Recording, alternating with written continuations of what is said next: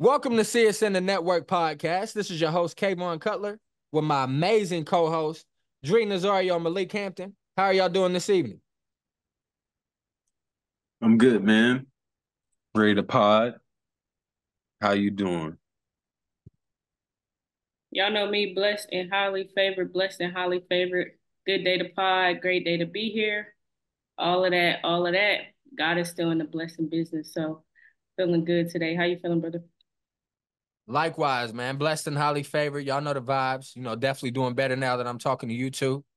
We got a great show for y'all this week. We're really tackling that NFL draft. So, this is really Malik and I's favorite season in reference to football. Of course, we're basketball guys as well, but y'all know Dre's the hooper. We're the football guys, so it's a perfect mix. So, with that being said, let's hop right into it, man.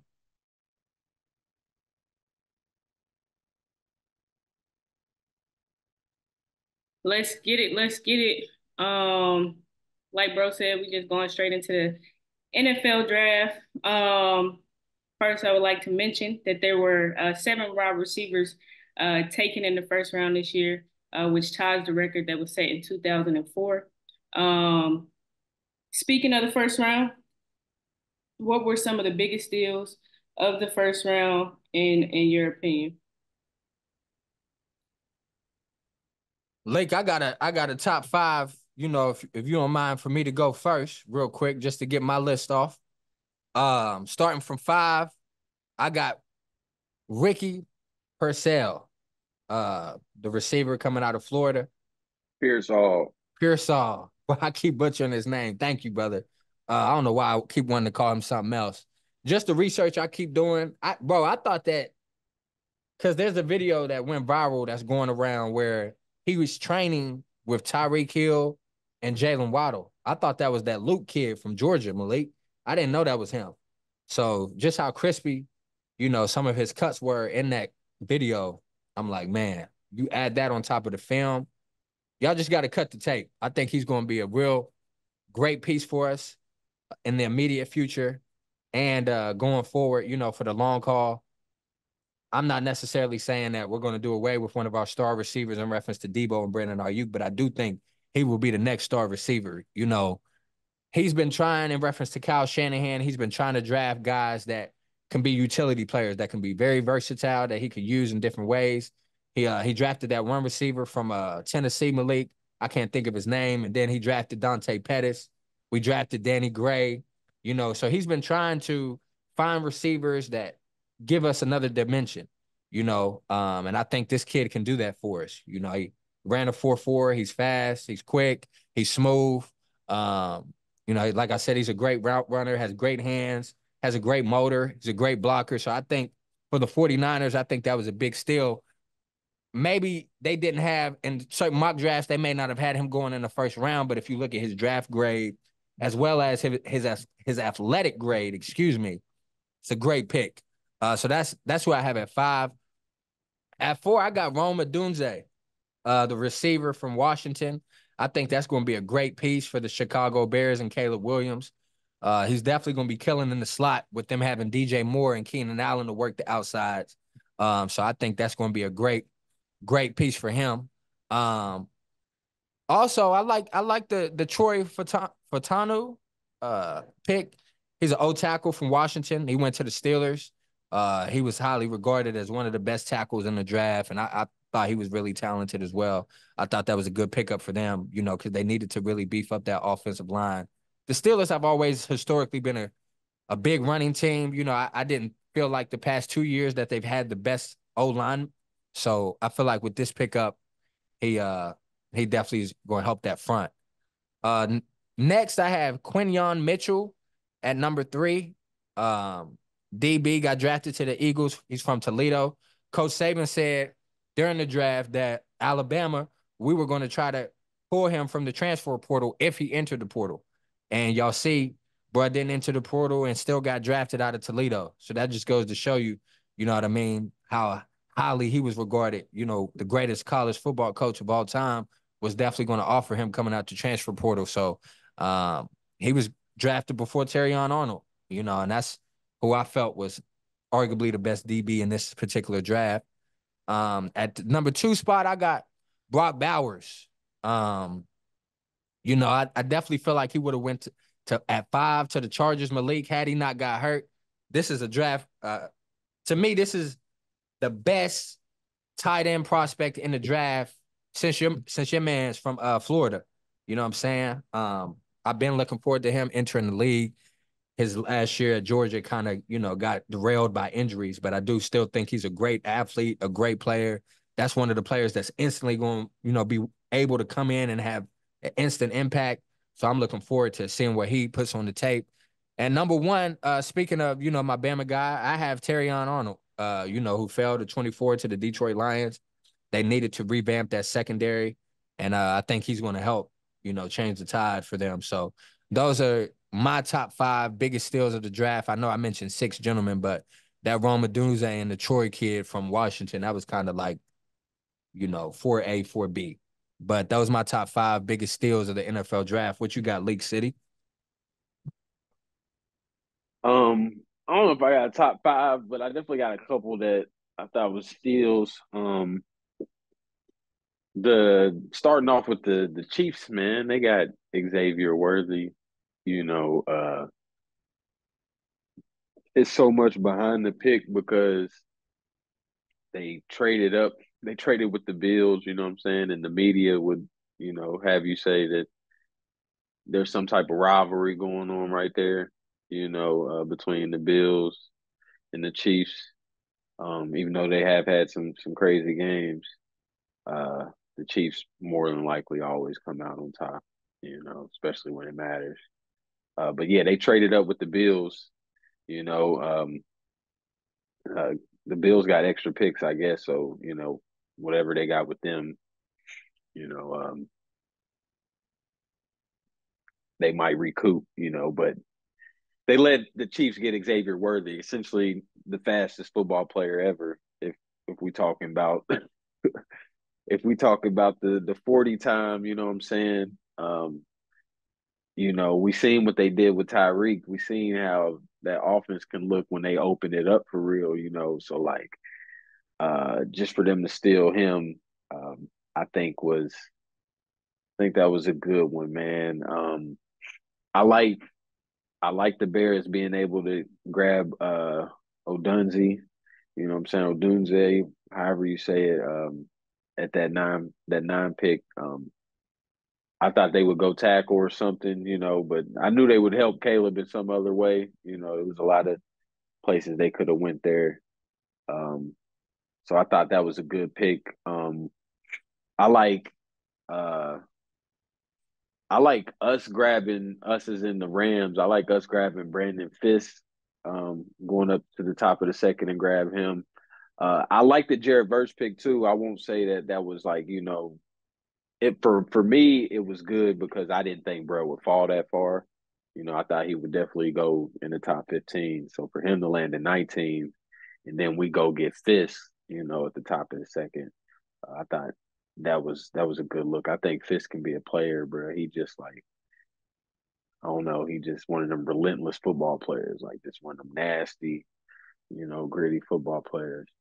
Um, and if I had to pick another one, probably the Eagles got Cooper DeJean in the second, and a lot of people had him projected at first, and he's a corner coming out of Iowa, a white corner.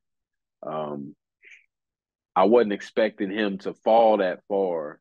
I was expecting somebody to probably jump out there and take a chance because I think he can. I think he's an instinctful player for sure. He's an athlete, bro. But I think if you put him in that slot position, let him come down, play in the box, let him roam a little bit. I think he can make some plays for real. So I thought that was a good pick. They got him and Mitchell, you know what I'm saying? So that's a little bit more help maybe for the secondary. We'll see how they, how the league treats them. But that's probably, my off the top of the head, that's probably my first few. Um, that I was talking, you seen the group chat, bro. That Mustafa pick y'all got, the little dude out of Wake Forest. I seen him play, bro. I seen his film too. He he's a ball player. I think he could be a ball player too. And I don't know what round y'all. I know y'all grabbed him late, but uh, just wanted to shout him out too because we was laughing about it in the group chat. But I really be watching film.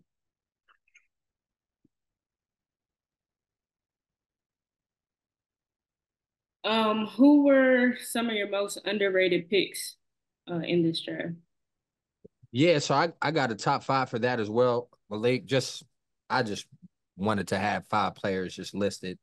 Uh, at number five, I got who y'all picked up, bro. Y'all grabbing Blake Corum. I think that's a big pickup for y'all. I think bro was really talented. In college, he could have left, before this past year, but he chose to come back. Still scored 20 plus touchdowns, led the team to a national championship. So great athlete, great leader. I like that pickup for y'all. I'm not going front. Peyton Wilson, linebacker from NC State. I've watched him play several times. Shout out to Derek. We love you, boy. He played with Lil Bro when they was in college at NC State together. That was a big pickup for the Steelers, grabbing him in the third round. And you saw what Shaq said in the chat leak. He said bro was the fastest player on the team, and that's a linebacker. You know what I mean? So just goes to show how athletic he is, how fast he is, how quick he is. So I think that's a big pickup for the Steelers. They've been for years now trying to replace Ryan Shazier. I'm not saying that, he's his replacement per se, but I'm saying that they got a talented linebacker. I feel like that's going to come in and, have some impact for them for sure. At three, I got Malik Washington. He led the FBS in receptions with 110 catches. He had 1,000. Virginia, right? Yeah, He was bruh. Virginia. Yeah, Yeah. bruh. He had 1,426 receiving yards, which was a school record. 9 tuds. 10 out of his last 11 games, Malik, was 100-yard receiving games. 10 out of the last 11 was 100-yard receiving games. Got drafted to the Miami Dolphins. I think that's going to be a good receiver in that system to complement Jalen Waddle and Tyreek Hill. So I like that. That's an underrated pick for them. Lad McConkey, wide receiver from Georgia, the shifty white boy, that helped them out, bro. Nice. I got a lot of respect for him. He went round two to the Chargers, and that was two. And then number one, I got Bo Nix going to the Broncos. I think that's a big pickup for them. I kind of gathered that he would go to the Broncos before, the draft aired. And I think that he's going to be a great piece under Sean Payton. I think he's going to be able to develop that quarterback to be a full-time consistent starter. I like Bo Nix, and y'all know I've been talking about him consistently on the network. So those are my top five for the top five most underrated players, excuse me, that got drafted in this year's draft. But what you got, League City? Um, you made me go look and put a little bit more on the list, but bro, that third round was crazy. The Malachi Corley, from the wide receiver from Western Kentucky. Um, he can play. He's a ball player. He called himself the Yak King. You know what I'm saying? Because he led the nation in yak. But he really liked that with the ball in his hands. You know what I'm saying? He wanted them to put the ball in his hands type dude. I like him. Um, Junior Colson, starting linebacker from Michigan. Jim Harbaugh drafted him. I'm pretty for sure he gonna be, right there in the middle, LB1 for him. You know what I'm saying? I think that's a good pickup in the third. He'll play for years in the league. You know what I'm saying? I was gonna say Corum, funny enough, but I'll go with another one with us. I like the Cam Kitchens pickup, the safety from Miami. You know what I'm saying? He had 12 INTs, you know what I'm saying, over his last 2 years. He had six of them in one season from the single high safety position, bruh. Brother, he didn't run a fast like 40, but he just one of them instinctful ball player. He know how to play safety, bro. It's not too many people that know how to play safety. That's not one of the easiest positions to play for sure. So I like that pickup for us. Um, and then what else? The fourth round, I had one in the fourth round. Hold on. Oh yeah, the Broncos. That's why I was shaking my head when you said Bo Nix. I like the Troy Franklin pickup. They got Troy Franklin in the fourth.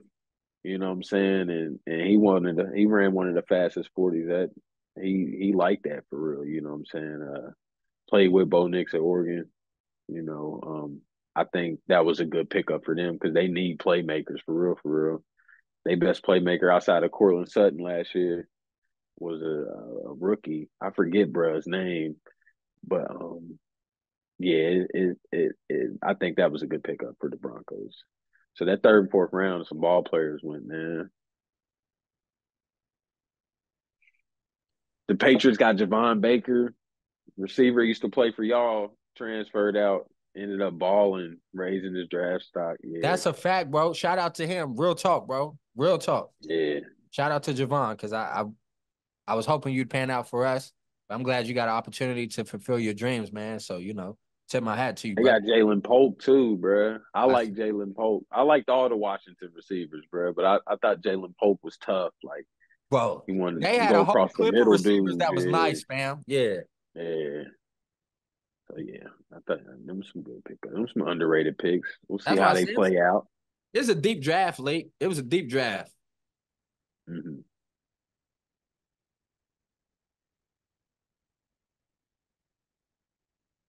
Most exciting picks.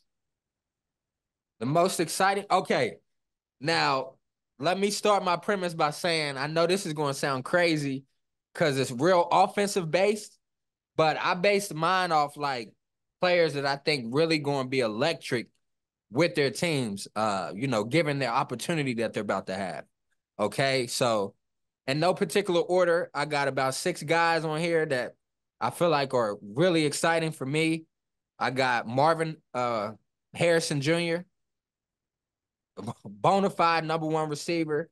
He's about to get a lot of volume, a lot of opportunities in that offense. I like him playing with Kyler Murray.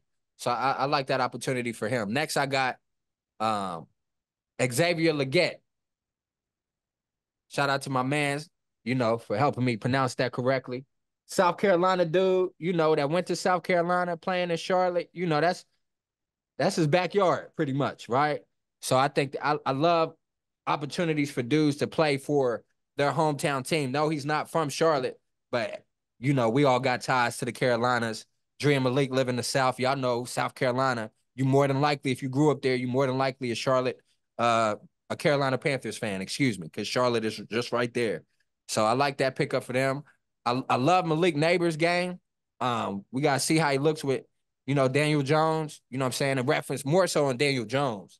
But I do like that pickup for them. I thought that was an exciting pick. Another guy that's a bona fide #1. Xavier Worthy. I know Malik brought him up earlier when we were talking. I think that's going to be another exciting receiver that they have, and to truth be told, like I told Doug, shout out to Fam, they got a receiver group. This is why in the NFL, you got to take advantage because I didn't really like their receiving core last year. Now they have a nice receiving core, in my opinion. So I think that's another exciting pick. JT Daniels, we've been high on him since his Arizona State days, and I hate the school that he chose to transfer to, but he did put up a lot of big numbers this past season. Won the Heisman, a dual threat quarterback, great weapon. So I think he's going to be nice. And then last but certainly not least, I got Dallas Turner, who's going to step right in, be able to be, a starter on that Vikings defensive line. And I think he's going to have a great impact his rookie campaign. So those are my 6 most exciting picks in this year's draft. What you got, Lake City? I ain't got 6, but I do got a couple. Marvin Harrison Jr. is 100% exciting pick. That was one of mine as well. Bruh, they in the air raid offense. They got the small quarterback, even though he nice.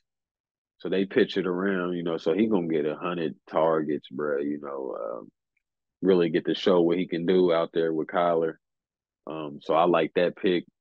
Um, I like the Jared Verse pick. Like I said, with the Rams, I was excited to know that he fell to us and we actually, took him. Um, he's bruh, he one of them old school edges, you know what I'm saying? He can rush the passer, collapse the pocket, but he also played a run, you know what I'm saying? That's what I like about him. He just, aggressive dude. And he transferred into Florida State. He came from Albany. So I think that was an exciting one. Um, Another one I like Quinyon Mitchell. To be honest with you, for the Eagles, they've been struggling in the secondary.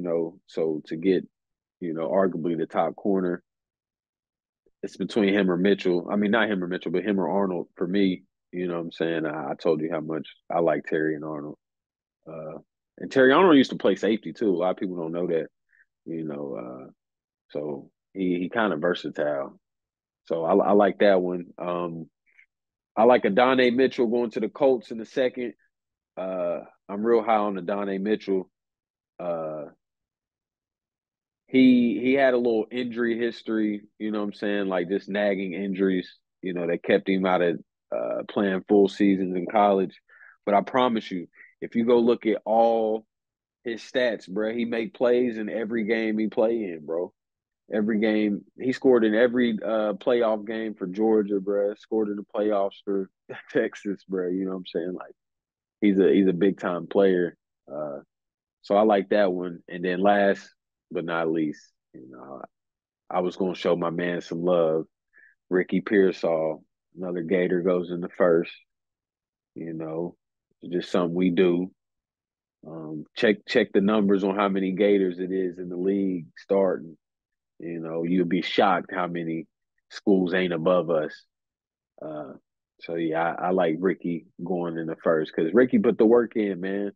Uh, we wasn't no good, so you wouldn't hear me bragging about Ricky, all season. But Ricky was like our most consistent player for sure. Um, good route runner, you know what I'm saying? Consistent, reliable. He was part of the reason Graham Mertz had such a good season, you know what I'm saying? Um, just being able to go to Ricky, in a lot of situations. Uh, but before, I'm telling, we got something better than Ricky coming out though, bruh. Not this year, but next year, bruh. Little Trey Wilson, you gonna see him this year, bro. He cold, cold, cold. He gonna go first round in a couple years. That's all I got. Leak, you talked a little bit about your college team, but what letter grade would you give your NFL team um, for the draft? I give us a solid B. You know, very close to a B plus. But I give us a B. I love our first four picks. Honestly, you know what I'm saying. The back end, we'll see about them. Fun fact: we got the top rated value pick of the draft. We took Brendan Jackson. Uh, he's an edge from Washington State um, that graded out real good in games. You know what I'm saying? Tested real good. And we got him in like the sixth round, and it got considered the top value pick of the draft. Um, but yeah, I give us a B. Because I don't know nothing about the back end, but I expect the first four to contribute for sure.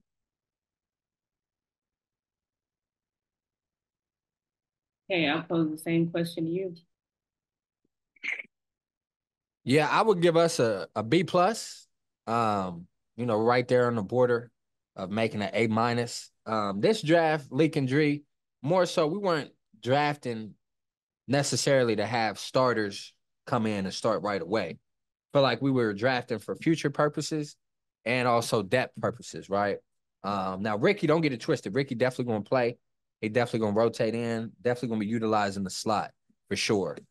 So outside of him though, Renardo Green, that's another DB that a lot of people like Lewis Riddick, for example, had him as the top rated fresh corner in this draft. That's a position of need that we needed to address. All of the corners that we have on our roster currently, this is the last year on their contract. So we needed to, kind of bolster that position. And I feel like he'll help us with that. The safety spot, we already have, Hafanga coming back off injury. No, we don't know how he going to look per se, but we do have him. We got Brown from Penn State that we drafted from last year. So, Malik Brought up the Mustafa safety out of Wake Forest, who I checked his film as well. Ball player, great tackler, can tackle in space, doesn't miss tackle. So I think that could be, serviceable for us. He could be of service to us big time. The O lineman, we got Dominic Puni, the offensive tackle from Kansas. He hasn't allowed a sack in 2 years. That's another position that we needed to address. As Trent Williams is, nearing the end of his career, we need to kind of have a contingency plan to, replace him once that does take full effect in reference to Trent Williams retiring. But outside of that, man, we addressed everything we needed to address. Our biggest things that we needed going into the draft, we needed to address that O line, we needed to grab a DB, and we needed to improve our special teams. So we were able to address all of those in this past draft with some of the players that we were able to get. Like I said, I'm really excited for that Ricky kid. Really excited to see what Kyle draws up for him. Malik knows he's real versatile. That's how Florida used him. They used him similar to Debo. So I'm excited to see some of the package, some of the play designs Kyle creates for him. But yeah, I give us a solid B plus. Kind of inching towards an A minus, but a B plus for sure. Um, if you both are giving your teams a B, who do y'all feel had the best overall draft? Like which team? That's a great question. That's a great question. I feel like the Eagles had a great draft, being completely honest. I feel like the Bears had a great draft. Uh, the Vikings, I feel like had a great draft. Malik, they was able to, replace Daniil Hunter. They lost him. I feel like that was kind of a steal. In reference to getting JJ McCarthy, someone that's a proven winner. Um, you know, uh, yeah, I'm trying to think. I really like what the Eagles did. I'm not gonna lie, because they're already contenders in my opinion. So they really just helped where they were kind of lacking from this past season. I thought their corners was weak, to be completely honest. No knock to Darius Slay. Outside of Darius Slay solid, all pro corner. I liked him since Detroit, but he's ending towards the end of his career as well, and his contract. He's heading towards the end of that. So definitely needed to replace him. And they grabbed that DB from Iowa. So I think that was, the white dude. I thought he was going to be nice. I honestly thought my Niners was going to pick him with the 31st pick, but we switched it up. So if I had to pick, I would say, best draft. I'm gonna say Bears. I'm gonna say Bears because I feel like they built their team to have a very talented offense, and the defense was already straight, right? So we're gonna see how they build. Of course, we got to see how Caleb Williams plays, but I love the weapons that they had. Oh my gosh, it's very comparable to what the Packers have. Yeah, the Bears have more, receivers that have the namesake, as far as name recognition, but the Packers have three really great receivers, as Malik, as mentioned on this show before. So I think the Bears are headed towards, having that same type of, weaponry. So we just got to see. But I'm going to say the Bears, though. But the Eagles are right there. I do like what the Eagles did from a neutral standpoint. What you think, though, Leak? Um, best draft,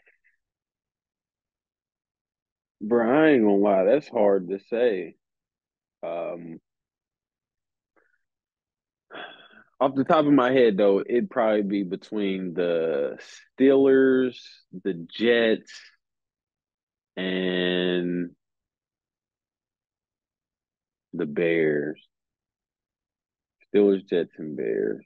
I think they all dressed what they needed. You know what I'm saying? All got some immediate impact guys. Uh, um, Braylon Allen, that's the running back from Wisconsin, bro. He fell to the third round, like the fourth round, bro. He 20 years old, bro. He started playing at like 17 in college, bro. At 17, he went for 1,000, bro. He the only him, Ron Dane, Monty Williams, uh, and what's the other?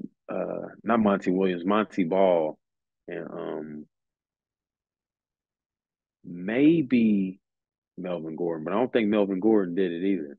Were they the only three like Wisconsin running backs to go for 1,000 as freshmen, bro? And if you know about the Wisconsin running back history, you know what I'm saying, it's crazy. Uh, but yeah, bro, he fell to the third. The Jets got him. You know, I think that's a good back to add. You know, I thought the Cowboys should have drafted him. I don't know why. You know, he fell, how he fell. You know, but I was impressed with them. So, but I'd probably give it to the Steelers, man. Honestly, I'd probably give it to the Steelers. I liked what they addressed, man. They got him a starting. They probably got him two starting offensive linemen. You know, the dude Zach Frazier out of West Virginia. West Virginia got a tackle that might go in the first round next year too. Uh, they got a good, solid offensive line. I expect them to be a little bit better this year. Uh, the Peyton Wilson dude, you know, the fastest linebacker. Uh, they got Roman Wilson, who I thought was a good receiver, probably Michigan's best receiver, to be honest with you. They just didn't have a crazy passing game, so he didn't really get to showcase what he could do, but he did a little bit. But I probably give it to the Steelers, man. Is there any team that you all feel made themselves more championship ready in this current draft? Yeah, the Eagles. I would say the Eagles because they really address, positions that they needed to have, addressed because they're essential. Cornerbacks, Malik could tell you, you don't have corners that can at least hold it down for a little bit so the pass rush could get back there, you're in trouble. And we've seen what everybody was able to do against them last year in the passing game, despite the fact that they have great pass rushers. So I think them addressing that only helps, because that's already a talented roster, a talented team. So that's definitely the team I think that, help, propel themselves to continue to be a championship contender.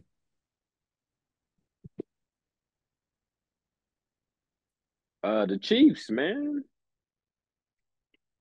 The Chiefs ain't got speed.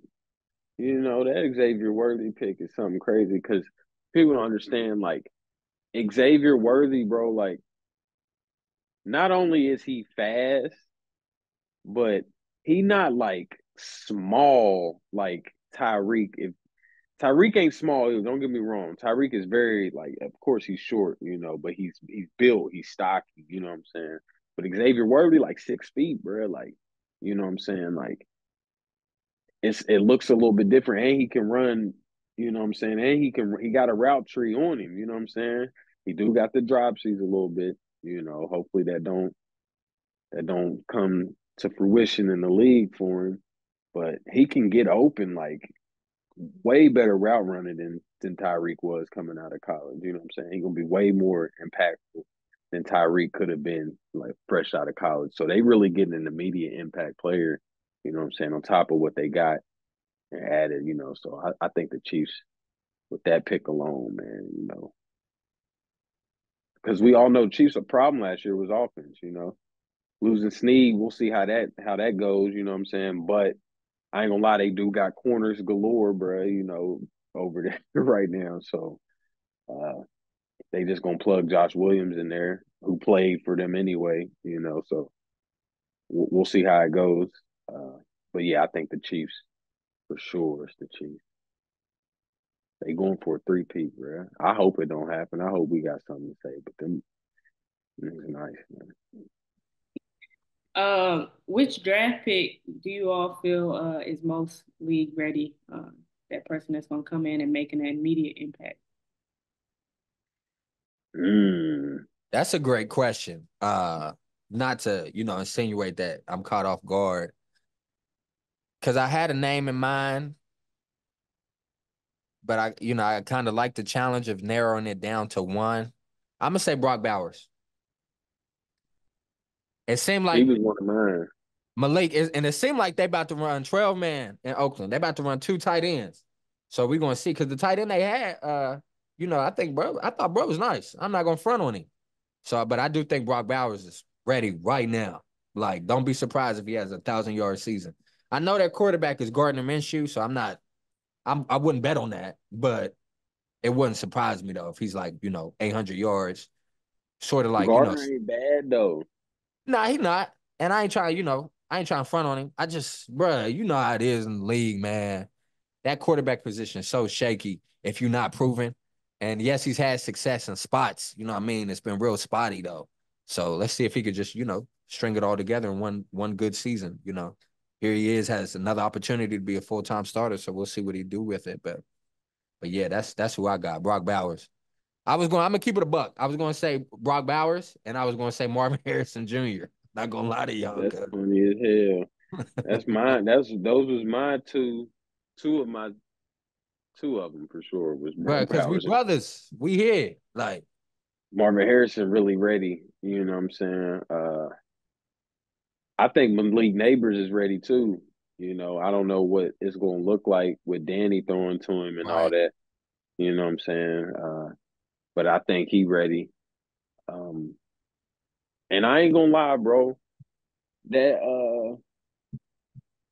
that Junior Colson pick, bro, for Jim Harbaugh and the Chargers, bro, got him in the third. They lost Eric Kendricks. You know what I'm saying? They just gonna plug him in, middle linebacker, bro. He's gonna play. He's gonna start. He's gonna play for years. I like this game. Uh, that's probably it for me. Them top three. I can't. I don't know who's the most. If I had to pick one out of those three, it'd be Marvin Harrison, though, for sure. I think Marvin Got you. Harrison. Yeah. Legend in the making right there, man. Shout out to his father, the OG Marvin Harrison. Very talented receiver, underrated, man. A lot of people don't have him on the Hall of top list. Famer. But yeah, consistent. Y'all check the numbers. Consistent, year in and year out. Um, Before we go into our last question, um, I want to get you all's insight and perspective about the Falcons controversy on them drafting a quarterback after just offering a quarterback a big bag. Um, give me a little insight or what you all think about that situation. Man, it's different. I ain't gonna lie to you. It's definitely different because you can look at it negative and positive ways, even if like you start, layering it and breaking it down. Um, you need something for the right now. You probably wasn't sure if you was gonna get Penix or whoever, at pick 8, you know. So you went Kirk Cousins. And the Kirk Cousins deal is really just a 2-year deal. It's really a 2-year $100 million deal, to be honest with you. So, but also you got to understand, like Kirk Cousins, and this is where you can see it two negative ways and see like maybe the Falcons don't know what they're doing, or what I'm saying, they really taking a risk here. Uh, One, Kirk Cousins is coming off an Achilles injury. He's what, 36 or something years old. You know what I'm saying?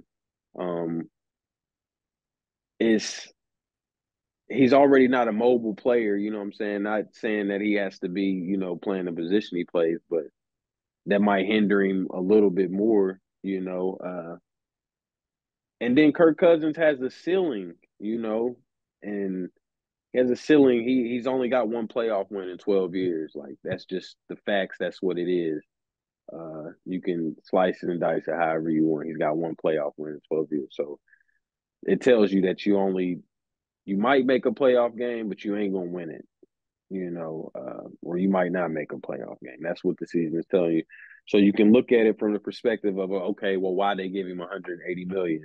And I don't really have no rebuttal for that, besides like, yeah, you're right. They might have fucked up, No, you know, um, but on the opposite side, you got insurance and you got a successor already. You know what I'm saying? This could be something innovative. This could be something how teams draft in the future, because some teams don't even go after quarterbacks, in certain situations in certain drafts because they not a quarterback away. You know what I'm saying? They really just that bad, you know. So I think it could be an innovative thing as well from that perspective. And like I said, you got insurance for Kirk Cousins. If it goes to shit as far as him playing bad, you know what I'm saying, which can happen, you know, you got something right there learning, you know what I'm saying, something you can throw in there, elite arm, you know. And then if Kirk Cousins plays his contract, you know what I'm saying, the same thing. You know, you got something right there that's going to be even more ready to go, you know, because he's been sitting for 2 years and soaking that game up. So it's positives and negatives. Uh, I like the pick because I wasn't necessarily sold that a pass rusher was going to put the Falcons over the top anyway. You know, a lot of people talk about, you know, the statistics, but I didn't think they had a bad defense outside of their pass rush. You know, they didn't really have a bad defense to me if you watch the games. Uh, so I don't think that they was necessarily a pass rusher away. And every pick they picked after Penix was defense.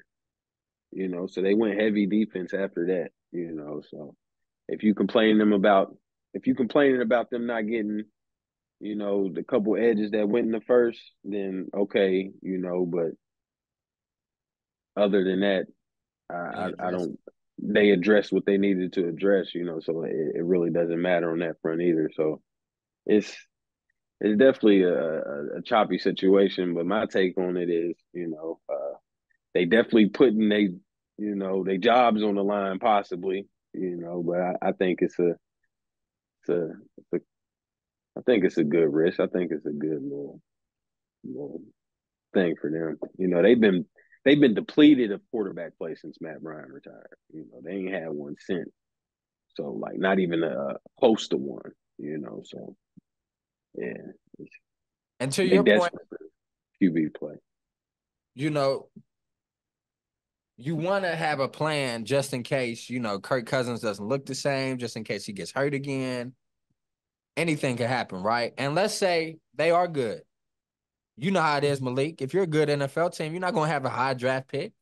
So, hypothetically speaking, if you plan to have success, right, like you aspire to do, 2 years down the line, when there is no more guaranteed money on his contract, right? What you going to do if you need a quarterback and he been stinking it up? You going to hope you get a free agent? You going to trade for one? You're not going to be able to draft one high. You're going to have to do what we did in reference to my Niners and mortgage your 3 first-round picks just to draft a guy that might not pan out. You know what I'm saying? That's no knock to trade, of course. But we've been high on Michael Penix. I think it was a smart pick personally.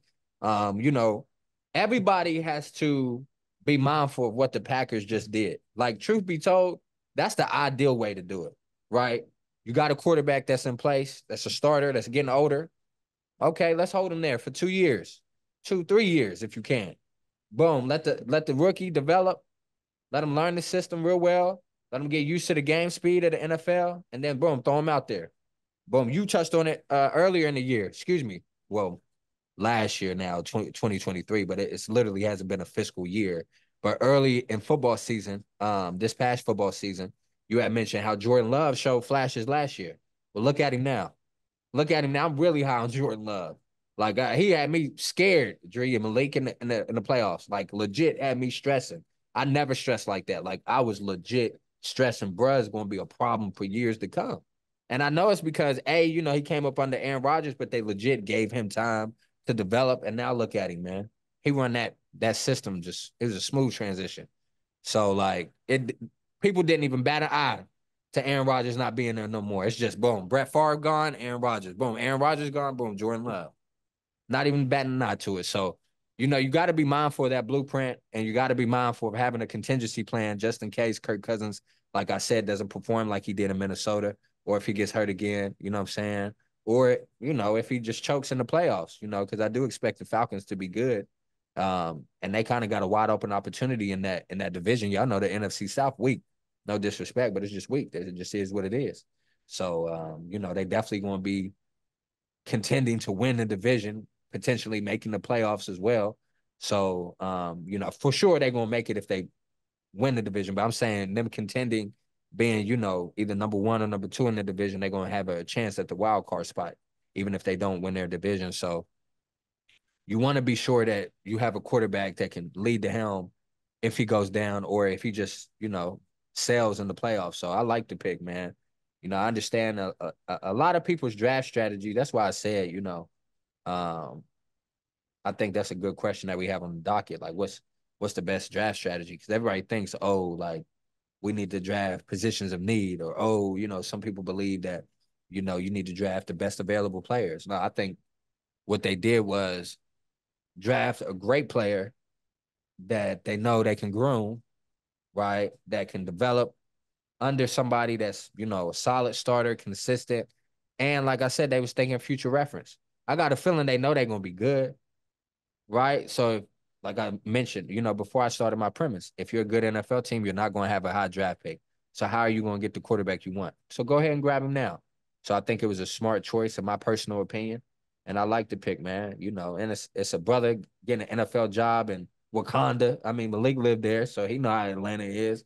Them getting a black quarterback, if he ends up being nice, he gonna turn that city up like crazy. Like Vic, Exactly. So, I like the pick personally. That's my thought on it. if you are Kirk Cousins, do you feel some type of way? No, that nigga got 100 million. That's a fact. And to Why Malik's would he point, feel away?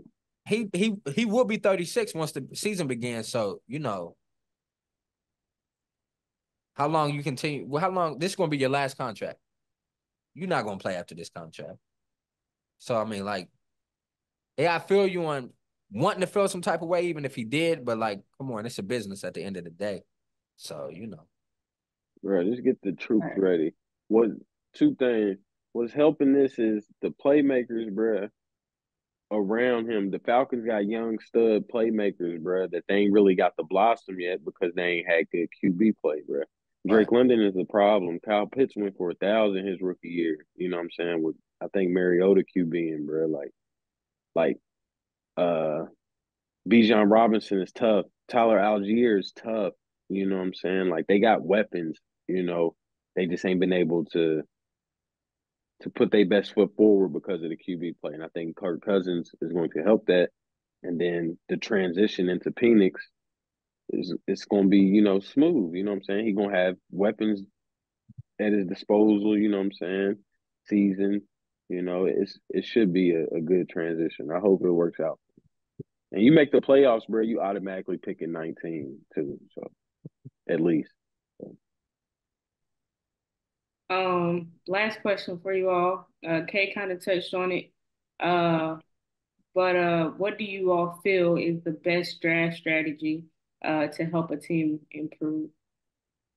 See, now I've always, of course, it's situational based, but I always felt like how we built our team over the years is the best way to do it. Like you start from the front and just build towards the back. So boom, we're gonna go heavy O line, D line, and then we address the skill positions. Because boom, what's the point of getting a top running back or top receiver if you can't block for him, right? Everybody wants to draft a quarterback every year, Malik. Every year, everybody drafts a quarterback, Drake. Every single year, and then boom, a couple years later, Chicago Bears, prime example. Now, yes, they have changed GMs since Justin Fields was drafted, but they did it once again. That's a prime example. Y'all just drafted a quarterback a few years ago. Here y'all are again doing it again, right? So, like, their situation, they've been blessed, though, in reference to the Bears. I mean, having two top 10 picks is, I mean, that's a blessing. I mean, technically, that's the Panthers pick. True. So, I think the best way to build a team is starting from the front, really addressing that O line, that D line, and then addressing what you need from there. If you need a quarterback from there, cool, because you're going to be able to block for him. You need a receiver from there, cool, because now your quarterback's going to have the time to get him the ball. D lineman, boom. If you got a solid linebacker or a solid corner, boom, now he gets assistance because he has a strong D line to help, give him time, to help minimize the time he has to guard people, right? Or they getting pressures, it's going to be able to help incite him to get a turnover, whether a pick, you know what I'm saying? So I think the best way, me personally, I think the best way to do it is, of course, address the front first, address that line first, and then from there, just work your way back. You know, draft what you need from there and draft whatever position you need, draft the best available player at that position and go from there. You know, again, you know, my Niners, not to toot on on our horn too much, but we have been to 3 straight NFC championships. You know what I'm saying? In the past 5 years, we've been to 2 Super Bowls. So, I mean, it is what it is. The proof is kind of right there for y'all. But that's my opinion on how to, you know, build your team through the draft. Malik, I'm looking forward to his answer because he plays Madden, and this is what he does on the game. He builds teams legit from scratch. So what you think, though, bro? What you think is the best way to build a championship contending team? Bruh, it's not as it just depends on what your roster is, bro. There is no like the NFL is different from college, so you don't start from scratch. So you got to go off of what you need. To be honest with you, it's just best available what you need. You know what I'm saying? And I hope you scout right because with the contracts and everything else that go into it, bro, it's not as simple as just addressing. Of course, how you truly build a football team.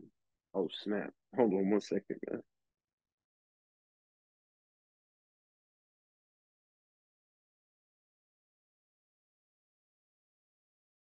Quick CSN break. Sorry, the TV had cut on. I don't know why, but bro, with the contracts and everything, like you have to you all that plays as a factor in how you build teams. How you really build a team, like if you just building if you want a championship football team, like how you said it, like how you build a team legit, you know, is definitely, you know, you start in the trenches, you know, and then work your way to your skill position. But in the NFL, it just goes off of roster makeup, to be honest with you.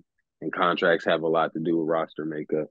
So you might be, you know, you might be solid in one position group, you know what I'm saying? But you might not be able to keep all of them, you know, value wise, you know. So that might tell you what you might need to do in the draft, you know what I'm saying? Or if something else is more important, you know, that you might need to keep, you know, or address as well.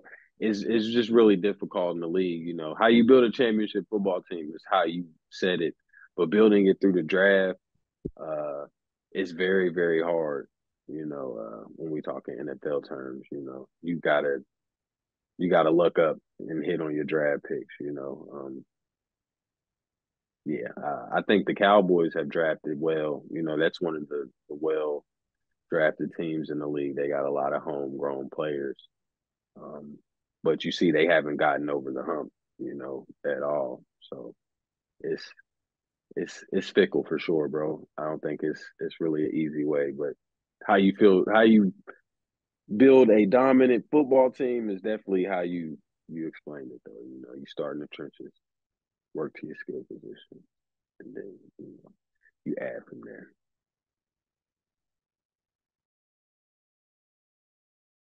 Real quick before we wrap up, of course, not to cut you off, Drizzy. I just want to share this breaking news with y'all.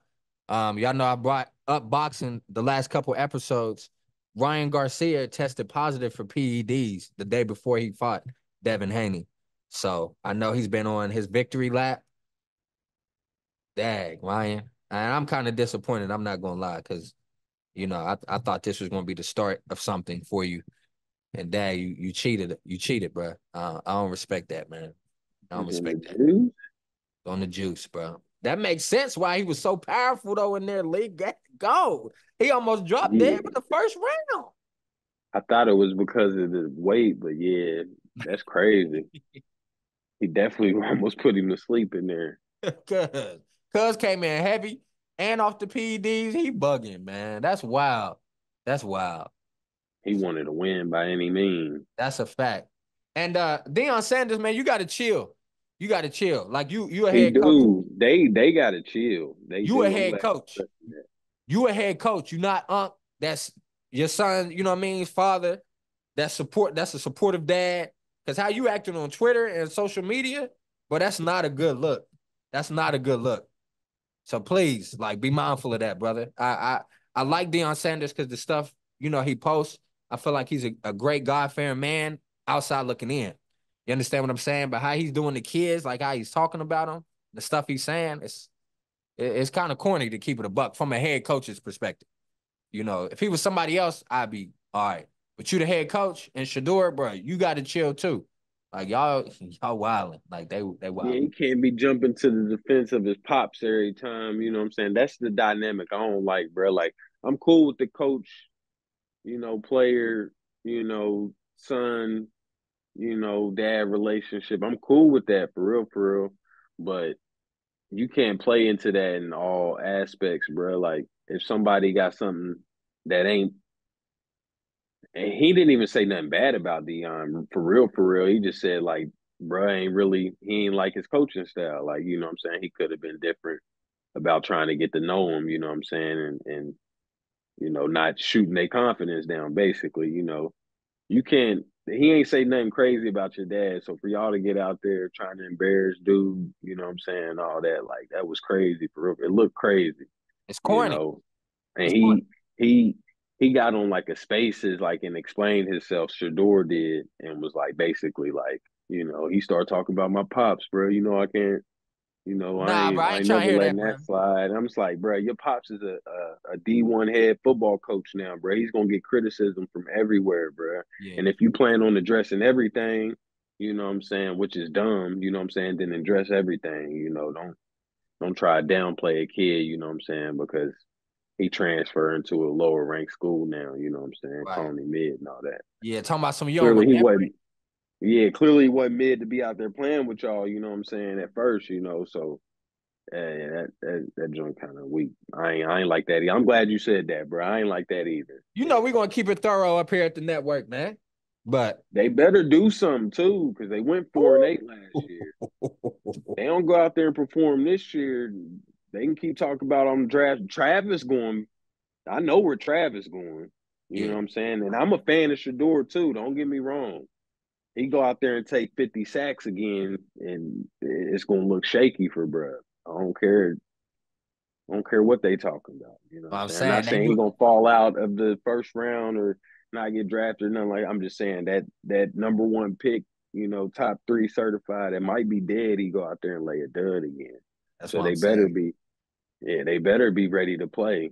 All this lip, they better be on point, huh? Cuz like I real know talk. Travis ready though. Like he the Oh yeah, one. yeah. He like that. So And he don't be talking either. You know what I'm saying? he just about He ball. don't be saying nothing, I bruh. He just be respect that. Yeah, balling, bruh. let That's what dude I talk. like about Yeah. him. Same with Shiloh for real, for real. Like Shiloh will I say was about to something if you say catch him Charlotte in the the same way. He just a yeah, if ball. he just ball though for real. If they put the camera in his face, he might joke with, his siblings and shit, but you don't hear nothing from Shiloh, you know what I'm saying, besides on that football field, for real. You know. Shador gotta stop that diva stuff, man. He got the rolls on campus, holding the watch up in people's Come on, face cuz. pregame, bro. And they losing by 30, like crazy. Man. But yeah, that's all I had as far as unreadiness. Anything as far as stuff I wanted to address. So y'all got anything y'all want to state, address, any unreadiness? Hey man, well as Oh yeah, always, yeah, I do. Shout out to Candace Parker. She retired last week. The Um, GOAT. one yeah, of That's shout the out my my GOAT. baby. one of the greatest to ever do it. Um, so yeah, definitely want to give her her flowers. She definitely changed the game for the better. I think she was one of the last few players that is still playing from Pat Summitt's reign. So again, just shout out to Candace Parker, one of the greatest to ever do it. Won a couple of championships, definitely in that GOAT conversation for sure. For sure. Um, so thank you, for everything that you've done for the game and, you know, add value to it. Like she said, she left it better than she than it was when she got to the game. So shout out to her. Yep. And rest in peace, Pat Summit, since you brought her up, you know. Um, but yeah, man, as always, we appreciate the support. You know, please continue to like, subscribe, share, and view the content. This your boy K. I'm with Drizzy and Leak the God. And we out, man. Peace and blessings. Peace.